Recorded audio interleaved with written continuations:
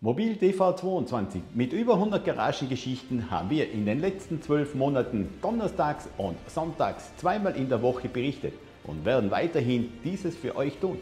Automobile, Oldtimer, Motorräder sowie Skurriles der Mobilität. Diesen Bericht präsentiert euch Liquimollet. Öle, Schmiermittel, Additive, Reinigungs- und Pflegemittel. Motor TV22, wir möchten euch recht herzlich begrüßen. Eine Garagengeschichte und ein Jahr habe ich auf einen Termin warten müssen beim Hans Weidgasser, dass ich heute seine Schätze besichtigen darf.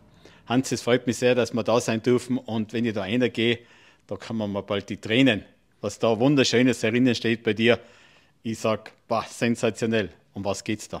Das Auto kennt eigentlich jeder, der Motorsport begeistert ist aus den 70er Jahren. Deutsche Rennsportmeisterschaft, Gruppe 5. Das war irgendwie der Formel 1 im Turnwagensport. Das ist das originale Auto, mit dem Schnitzer die Meisterschaften in der Gruppe 5 begonnen hat.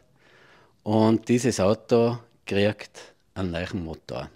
Und das ganze Auto sollte wieder zum Leben erweckt werden, dass es wieder auf der Rennstrecke gesehen wird. Ja, und ich habe da hinten rein spineißelt und ich habe da was gesehen und das ist sensationell.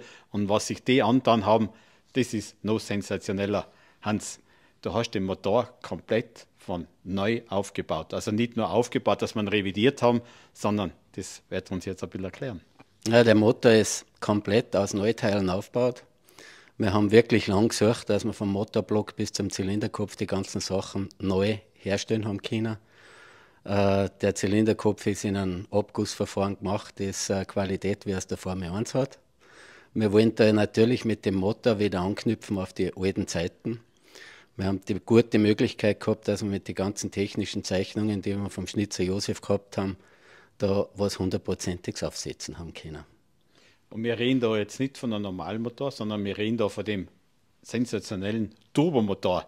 Wir haben mit unserem Motor eigentlich einen Langläufer gemacht. Wir sind nicht mehr so ausgelegt, dass man pro Rennwochenende einen Motor braucht, sondern unser Ziel war, dass man eine ganze Saison ohne Revision mit so einem Motor gut fahren kann. Die Motorleistung bewegt sich zwischen 500 und 600 PS, je nach Ladedruck. Und so ein Motor kommt da jetzt rein. Die ganzen Geschichten, was da reingekommen sind, mit neu berechneten Nockenwellen, spezielle Auslegung, dass man sehr soft die Tassen bewegt, dass man wirklich einen schön laufenden, guten Turbomotor hat, der eine ganze Saison Spaß machen sollte. Und das gibt es bei S-Berg Motors. Und schaut mal rein beim Hans. Er baut solche Motore und nicht nur für das Auto. Sollte einer so einen Motor wollen, Hans, kann er den bei dir bestellen? Selbstverständlich. Ich freue mich, wenn ich da irgendwie Kontakt kriege, natürlich über jeden Kunden. Es gibt da sicher noch Leute, die einen Altbestand an Schnitzermotoren haben. Ist für uns immer wieder interessant, da jetzt Triebwerk 10. Es ist jeder willkommen, natürlich. Ja, und er baut einmal die besten Motore. Und wenn ich dann nachher ein Stück weiter hinüber schaue, da ist auch ganz etwas Spezielles unter der Hutze. Was baust du denn da?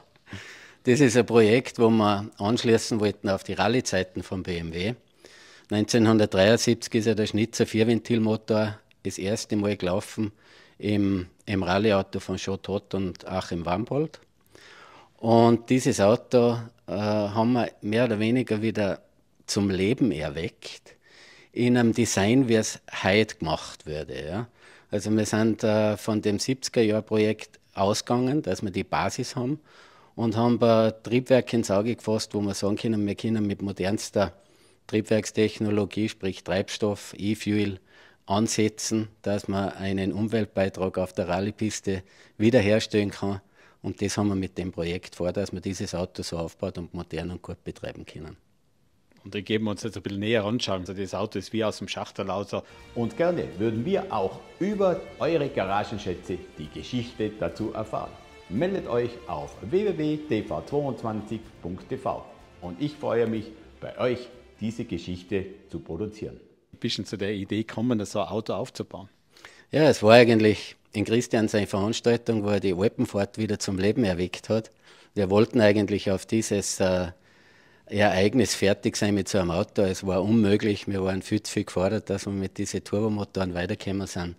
Es ist keine Zeit geblieben, aber die Zeit, die kommt und dann fährt das Auto und wird seinen Beitrag leisten. Und da sind wir gespannt. Und da freuen wir uns jetzt schon weil das ist Teil 1 und in Teil 2, den was wir im Frühjahr bringen, sollte das Fahrzeug dann auch laufen und den ein oder anderen Testtag schon hinter sich gebracht haben. Ja, Hans, nicht nur, dass wir diese 2 Autos da haben wir auch ein wunderschönes Kundenfahrzeug da, auch ein 2.2, einen Gruppe 2, glaube ich, was das ist. Also das ist ja auch ein Rallye- und Rundstreckenfahrzeug. Was hat das auf sich? Das Auto hat ganz was Besonderes auf sich. Das hat den ersten Motor drinnen, den wir wiederbaut haben, nach 50 Jahren, wo Schnitzer Pause gemacht hat. Und dieser Rallye-Motor macht seit Jahren in dem Fahrzeug drinnen gute Dienste. Und ich muss sagen, wahrscheinlich haben wir uns gut gebaut. Ich verkaufe keine Teile, die brauchen nichts.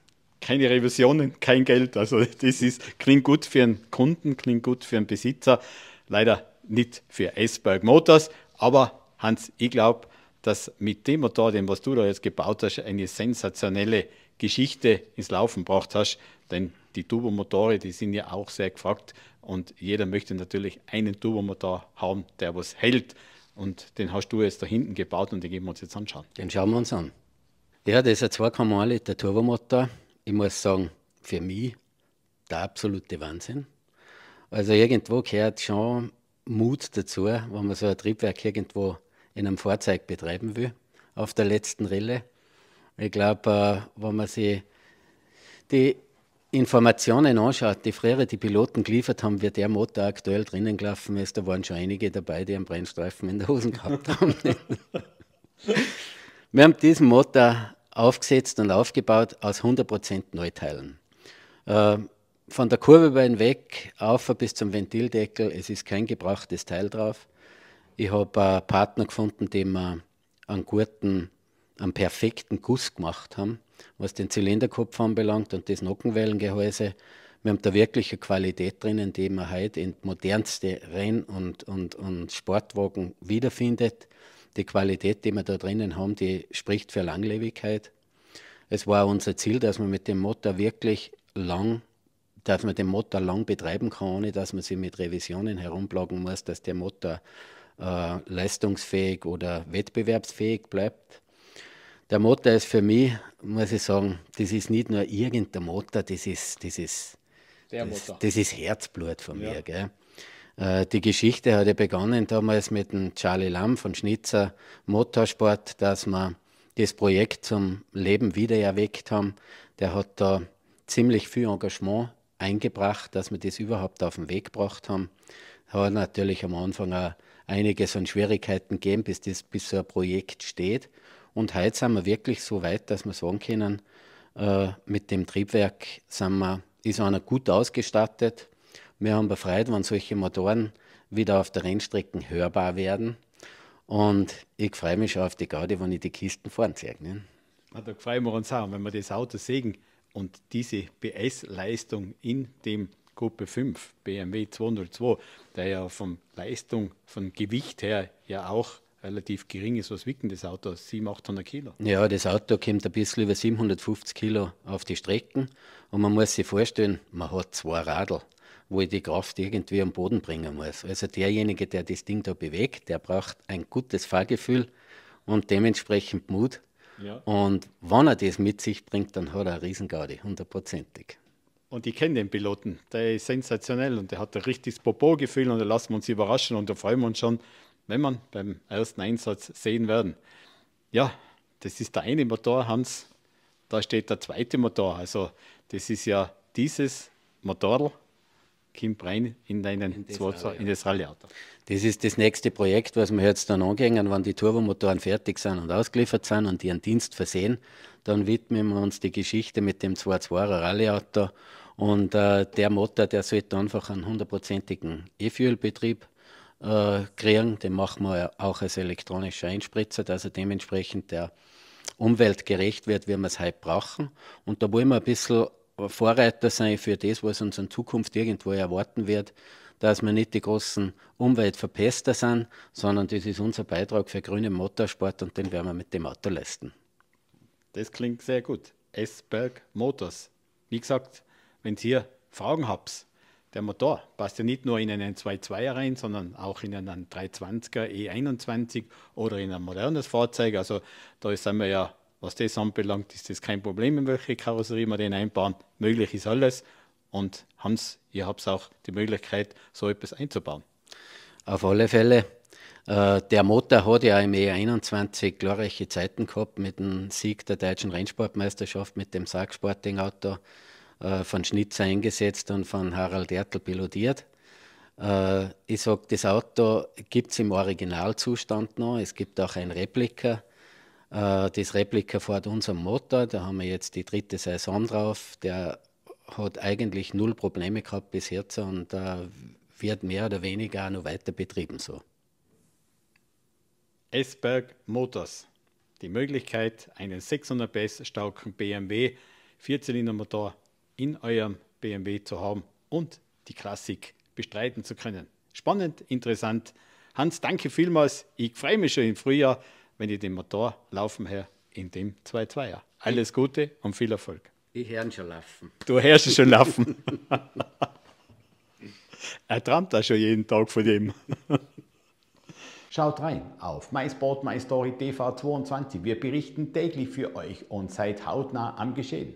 Abonniert euch gratis und bekommt immer die neuesten News auf unseren etwas anderen TV-Sender. Unter www.mysportmystory.com sowie unter tv22.tv. Ich wünsche euch eine gute Zeit. Euer Moderator Dietmar Brückel.